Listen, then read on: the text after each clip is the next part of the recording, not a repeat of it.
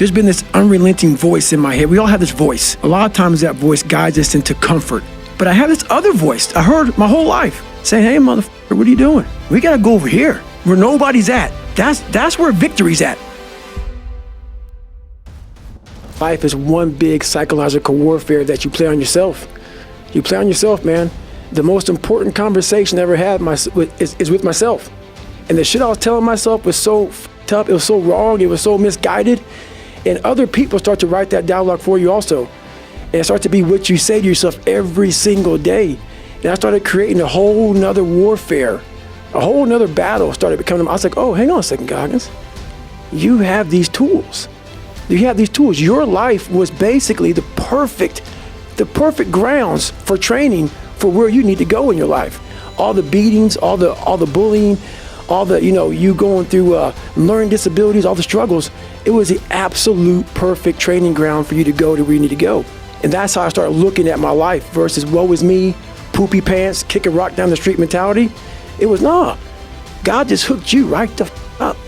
He hooked you right up, man, with the perfect place. You were training for the first 18, 19, 20 years. You were training for this stuff, man. You have the advantage of everybody else versus, my God, they're so above me. They came from a great family. Mom and dad love them. They didn't have to learn, they didn't stutter, they didn't struggle. No, man, your struggle is what made you who you are now. So I started flipping this into a whole different, I started being a master of what I was scared of. I was scared of my mind. And I became literally a master of that mind. And that's what now, from now on, it sets me apart from most people.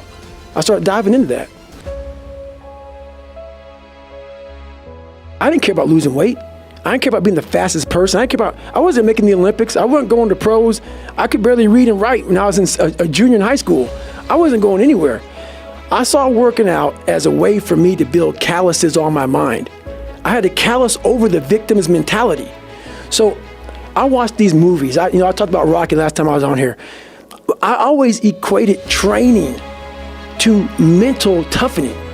Like, it always looked brutal. People waking up early and doing all these things, and it looked horrible. I was like, wow, man, I gotta start doing that. Not to get better, bigger, and stronger, but that is what's gonna build me. That looks uncomfortable. That looks brutal. And getting up early, I don't wanna do that. So I made this long list of things I don't wanna do. And through that, I found myself. I started, I'm like, you guys aren't doing this shit in high school. You guys aren't getting up at 5 o'clock in the morning, running over here in this golf course. So I started seeing myself very differently than the average human being. I was like, hang on a second. I have something they don't have. And that's when I started to develop these things through working out. It was this great, never-ending work ethic. And through work ethic, I developed self-esteem. Your mind has a good way of taking the path of least resistance. Whenever friction happens, friction causes growth. Whenever friction happens, that's why a lot of us don't have any growth, because when friction happens, we go the opposite direction. So in my mind, when friction happened, my mind said, oh, hey, man, let's get out of here, You're man. a fraud. Yeah. You're not real. You've lied your whole life. You come from this, you can barely read. So whenever times got hard, my mind said, you're not good enough. Let's go. You have to remind yourself. We all have a story. All of us have gone through very hard times. But when we're in a hard time, our mind has a way of forgetting what all we've overcome.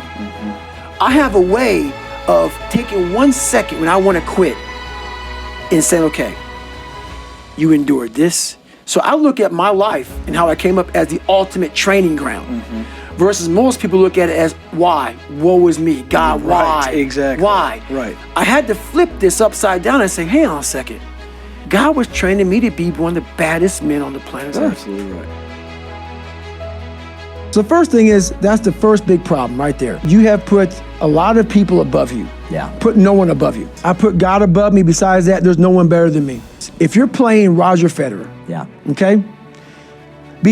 Before you get on the court with Roger Federer, he's the best of all time. Yeah. But you're also a professional tennis player, man. Yep. You're forgetting your own resume. Yep. So once you get on the court, let's say it's a grand slam. It's 5 sets, hopefully, if you can go the distance with this guy. Yep. But before you even bounce the ball to serve it, you're down 2 sets. Because why? You look across and you're playing Roger Federer. Yeah. But guess what?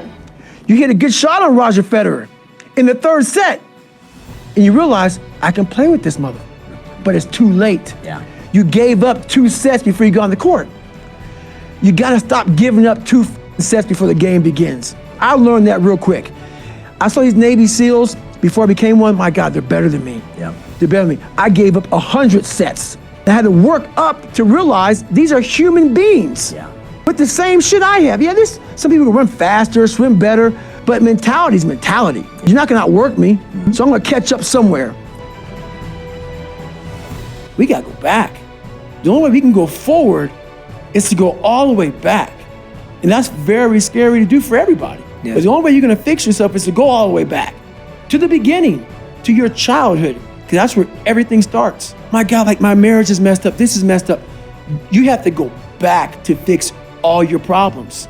It all starts from the root, man. And you cannot fix anything by giving it Motrin.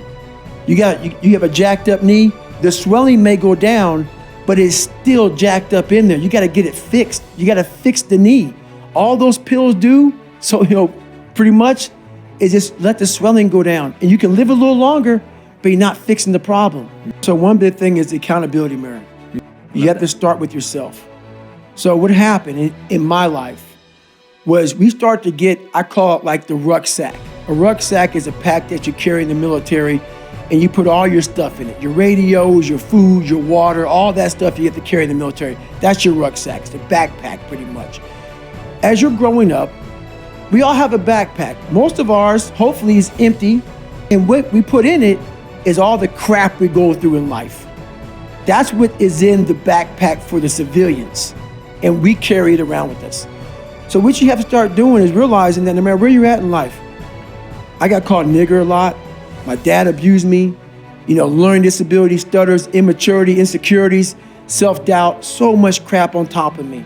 So much stuff. I lied a lot to create friends. So much stuff was in my backpack. No one's coming back to help me. So it starts with that person in that mirror. You have to realize you are on your own now. And whatever else you believe in, I don't care what you believe in, but on earth, it's a very lonely journey. And it starts with the accountability mirror of looking at saying, hey, my dad who beat the hell out of me is not coming back. All these things are coming back. I have to face myself.